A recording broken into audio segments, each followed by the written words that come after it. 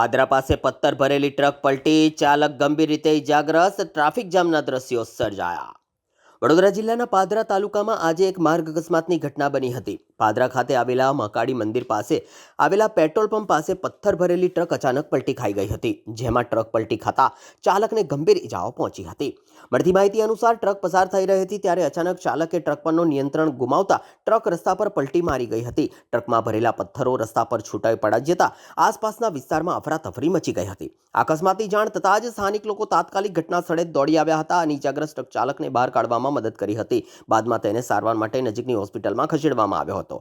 હાલ આ ટ્રક પલટી જતા થોડા સમય માટે માર્ગ ઉપર મોટો ટ્રાફિક જામ સર્જાયો હતો। જોકે પોલીસે સ્થળ પર પહોંચી ટ્રાફિક વ્યવસ્થા સંભાળી લીધી હતી અને એક તરફનો રસ્તો તાત્કાલિક બંધ કરવામાં આવ્યો હતો। હાલ પોલીસ દ્વારા અકસ્માત અંગે આગળની કાર્યવાહી હાથ ધરવામાં આવી છે।